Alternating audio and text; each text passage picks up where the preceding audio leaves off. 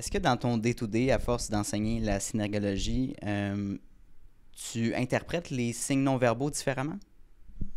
Ben, comparativement à avant que j'ai une formation, tout à fait. Parce que je suis passé d'un mode complètement intuitif, 100% intuitif en fait. Donc, on fonctionne relativement bien sur le mode intuition, mais on reste assez... Sais-tu quoi, je vais te faire un...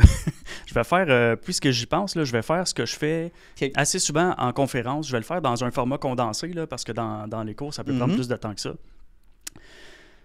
L'humain est excellent pour détecter et bien comprendre les gens par rapport au body language. Donc, on n'a pas besoin nécessairement de devenir expert à ce sujet-là ou d'apprendre à fine-tuner, de suivre des formations là-dessus. C'est pas une nécessité. On peut fonctionner en société sans ça parce qu'on excelle déjà.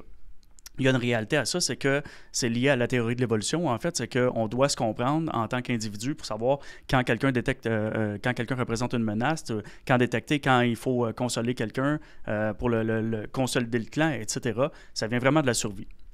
Maintenant, je fais une démonstration assez forte souvent quand je suis en conférence, c'est que je passe un extrait de peu importe quoi. Puis là, je demande aux gens qu'est-ce qu'ils ont vu. Puis souvent, les gens, ben, premièrement, alors que la question est qu'est-ce que vous avez vu, les gens me nomment un paquet de choses comme j'ai l'impression que la fille est confuse. Ah, je pense que le gars est fâché. Donc, il sort un paquet de choses comme ça qui s'en va, en fait, dans le sens de l'intuition. En fait, j'ai demandé aux gens qu'est-ce que vous avez vu et les gens ne sont pas capables de me nommer ce qu'ils ont vu. Ils me donnent des impressions, des intuitions, des feelings, des à l'air que finalement, c'est de la grosse spéculation.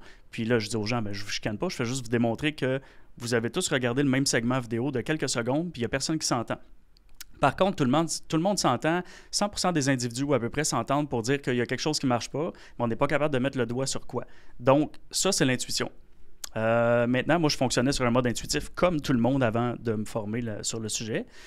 Donc, je pensais que j'excellais, comme tout le monde. L'effet Mais en Dunning-Kruger. réalité, ben oui, on en revient toujours, encore et toujours à l'effet Dunning-Kruger. Je ne sais pas ce que je ne sais pas. Donc, quand on n'a pas de comparatif, on ne peut pas le savoir.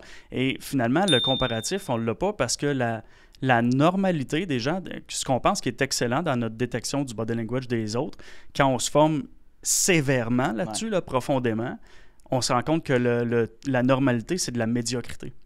Ce qu'on pense qui est excellent, c'est médiocre. Donc, tout ça pour dire que ce que j'ai appris à faire, c'est à repérer des trucs très, très, très précis, très concrets, puis de me former une interprétation. Oui, je prends mon intuition, je la laisse pas de côté, c'est pas pour remplacer l'intuition.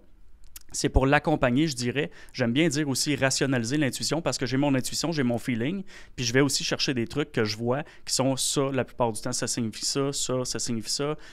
Donc, des trucs comme ça. Puis là, je vais aussi rationaliser mon intuition. Puis je fais le mix des deux, puis je fais comme, OK, quand les deux convergent, ça va bien.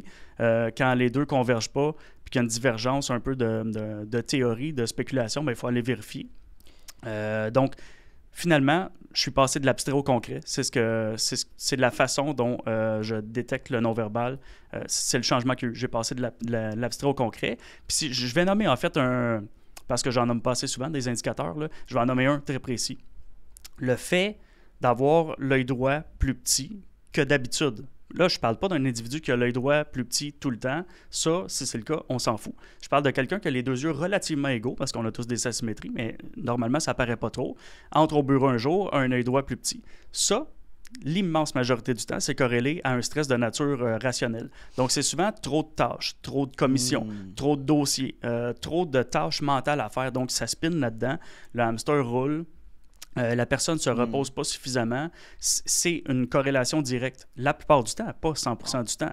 Donc ça, c'est un indicateur très précis. On s'entend que le mode intuition, jamais de la vie, tu peux détecter ça. Ça, c'est le genre d'indicateur que j'ai été chercher qui est ultra concret, qui m'a fait passer de l'abstrait au concret, sans toutefois jeter l'abstrait au vidange.